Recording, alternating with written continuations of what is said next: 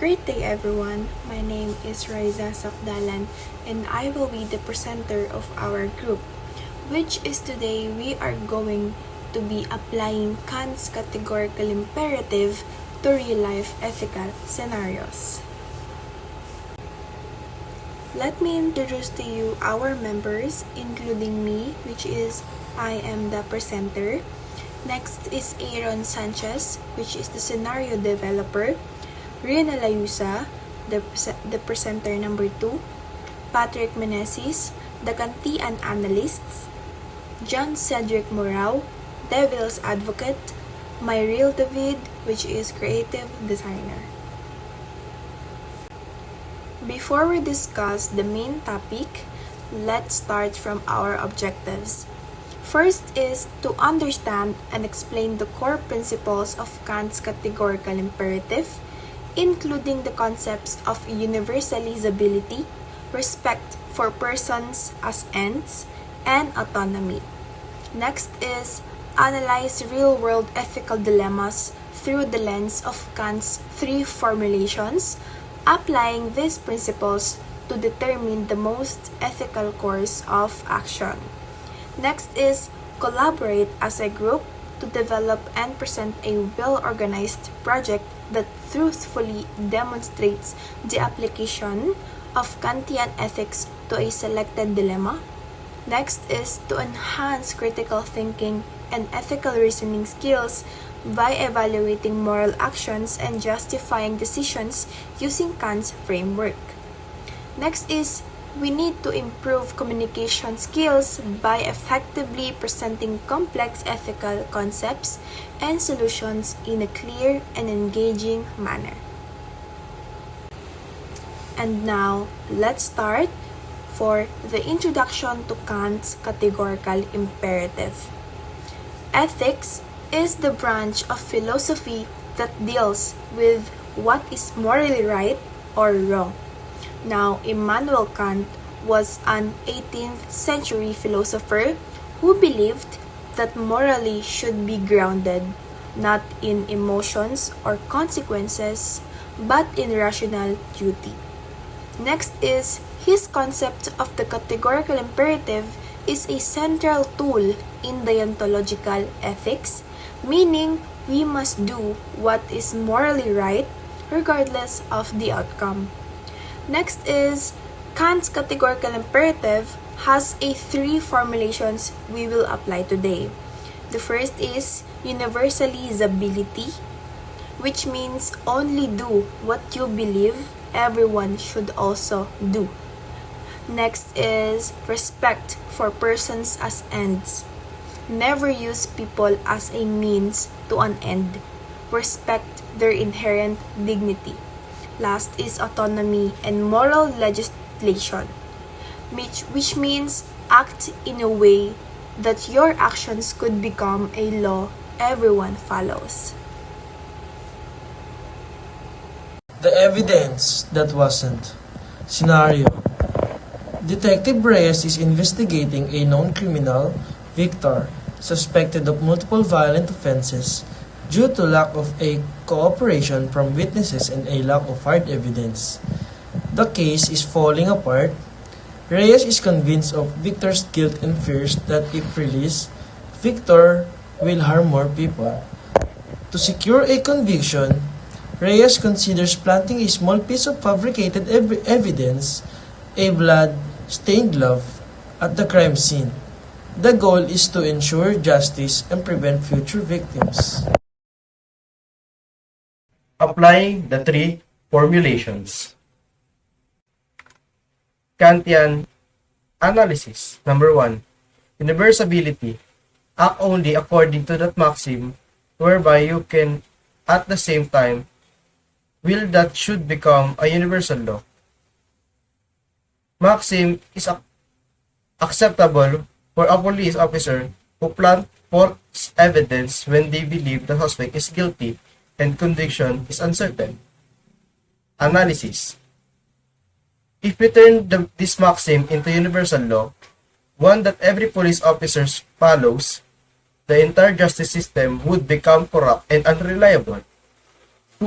People would begin to doubt all evidence in criminal cases.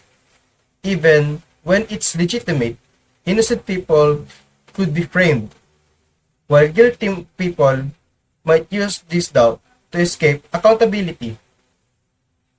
In a world where planting evidence is normal, trust in enforcement and the courts would collapse.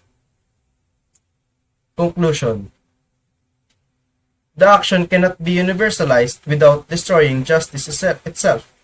Therefore, according to Kant, it is morally wrong. Number 2. Respect for persons as ends.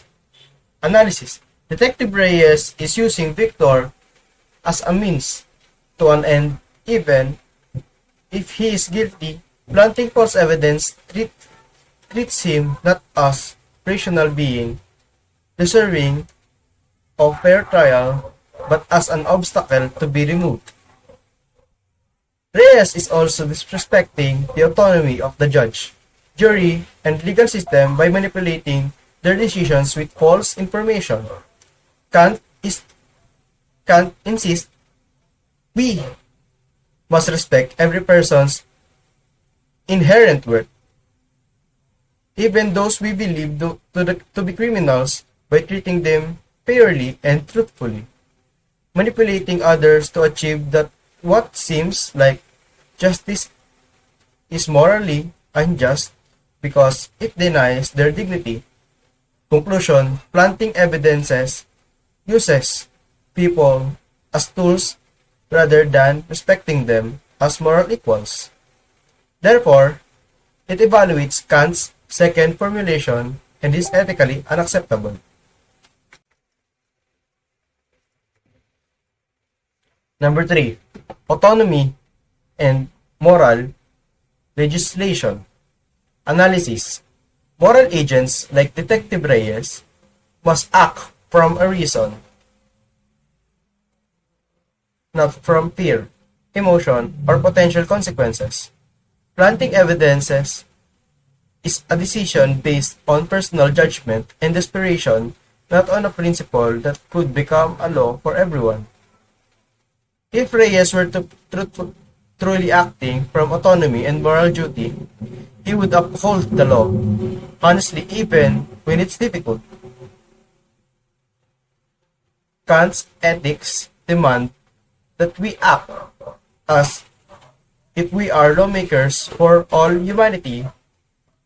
Would Reyes want a world where all law enforcers are allowed to lie or deceive for a good cause? Most likely not. Conclusion: Reyes' action is not guided by law autonomy, but personal fear. It cannot be rational law, and therefore, it is not morally justifiable under Kantian ethics. Critic, Devil's Advocate. Challenge 1. Violation of universal law. Objection. The universal law formulation of the categorical imperative states that one should only act according to maxim that can be consistently universalized. If everyone were to plant false evidence to secure conviction, it would undermine the entire legal system. This action would make justice a tool of manipulation, and trust in the legal process would erode. Example: if Detective Reyes plants evidence, what if all law enforcement officers began to plant fabricated evidence when facing with difficult cases? This would create a systemic corruption of the justice system, undermine the very purpose of law, upholding truth and fairness. Counterpoint: even though Reyes believed this act will bring about justice in the short term, it could set dangerous precedent where the moral and legal system become subject to manipulation.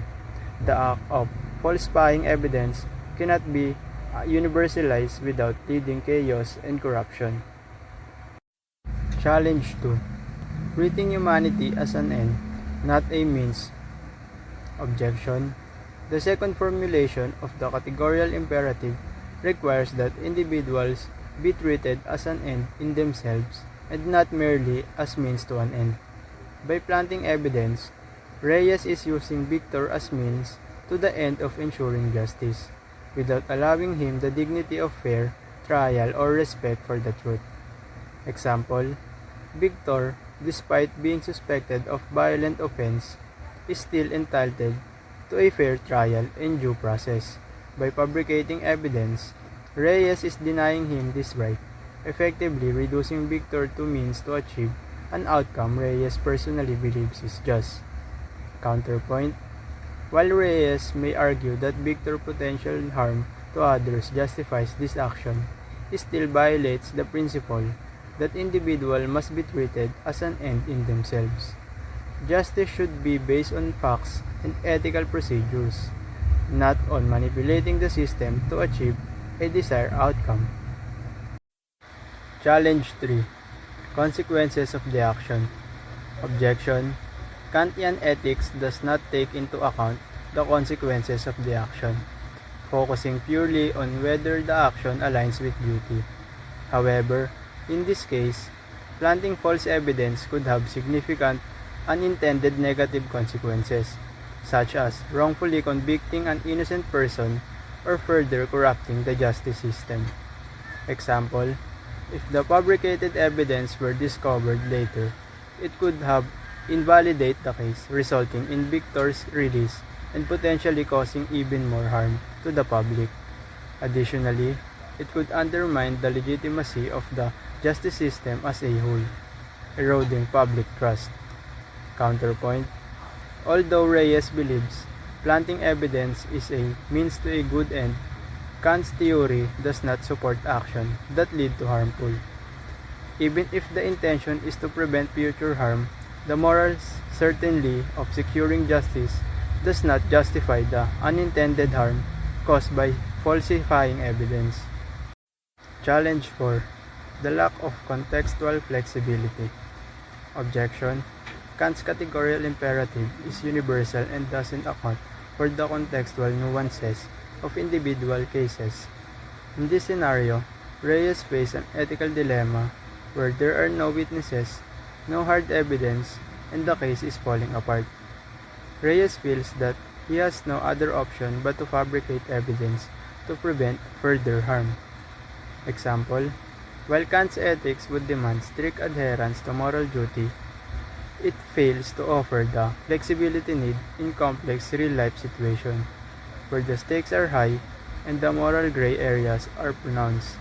Reyes is working in an environment where legal and moral constraints might conflict, and his decision-making is shaped by sense of urgency to stop a dangerous criminal from being released. Counterpoint. Critics might argue that Kant's theory doesn't offer a practical solution to situations where context and urgency are critical.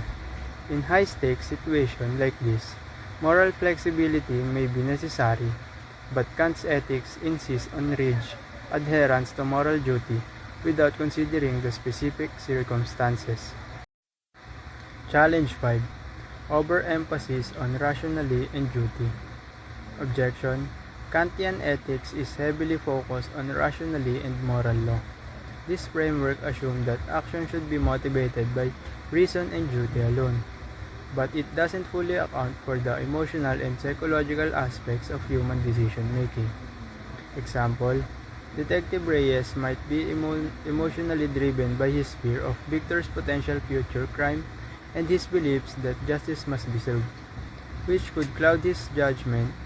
However, Kant's ethics demand that decisions be made based solely on rational duty, not emotional impulses. Counterpoint. The overemphasis on rationality may overlook the human element of decision-making, where emotions such as fear, compassion, and protectiveness could influence action. By focusing solely on the moral law, Kantian ethics could be seen as too detached from the emotional reality of moral decision. In summary, while Kant's categorical imperative provides a strong foundation for moral reasoning, It faced significant challenges when applied to real-world situations, like Detective Reyes' dilemma, the rigidity of universalizing maxims, the lack of contextual flexibility, and the failure to consider consequences are key weaknesses in this case. Although Reyes' intentions are grounded in a desire for justice, Kantian ethics does not fully support the act of fabricating evidence as a morally acceptable solution, highlighting the limitation of applying strict duty-based ethics in complex, high-stakes solutions. Conclusion of the critics' devil's advocate section. Justified conclusion fully supported by Kantian ethics. Based on Kant's categorical imperative, Detective Reyes must plant fabricated evidence, regardless of his intentions or the possible consequences. While his goal is to protect future victims and serve justice, the means he considers planting false evidence is morally impermissible. According to Kantian ethics, universal law, if we universalize the act of planting false evidence to convict suspect criminals, the justice system would be lose its integrity. Such a practice would erode public trust, create systematic injustice, and contradict the very idea of law and truth. Therefore, Reyes' intended action fails the test of universality. Number 2. Humanity as an end. By fabricating the evidence, Reyes treats both Victor and the legal process mere tools. To achieve outcome, this disregards Victor's intrinsic human dignity and right a fair trial. Kantian ethics demands that we respect each person as an end in themselves, even those cause of crimes. Even those cause crimes. 3. Moral duty over consequences. Number 3. Moral duty over consequences. Kant's strictly separated morally from consequences. The rightness of an action lies not in its outcomes, but in whether it fulfills our moral duty. Planting evidence inherently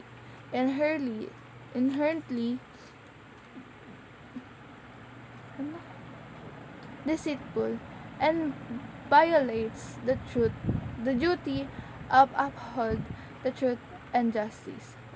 Therefore, no good consequences can justify this immoral act. Final ethical judgment. Under Kantian ethics, Detective Reyes has a moral duty to act truthfully and respect human dignity. He must reject the temptation to manipulate justice even with good intentions. Upholding the moral law is not optional, it is absolute. Therefore, his decisions fabricated evidence is ethically unjustifiable.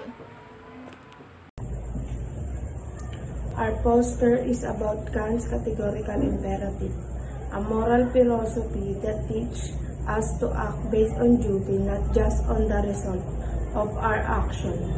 It's focused on what is universally right. We show Kant's three main ideas. Act only on rules you want everyone to follow, like telling the truth, even if it's difficult. Treat people as ends, not tools, which means respecting others and not using them for personal gain. Act like you're setting a law for everyone, like being a role model for how people should act. To make it easier to understand, we included an ethical dilemma, a situation where someone must choose between lying to protect a a friend, or telling the truth because it's their duty. According to Kant, even if the truth hurts, it's still the right thing to do because lying can be universal rule. The visual is the poster like a person at a crossroads, a scale and moral symbol represent how we often face hard choices in life. But with Kant principle, we can choose what is morally right, not just what feels right.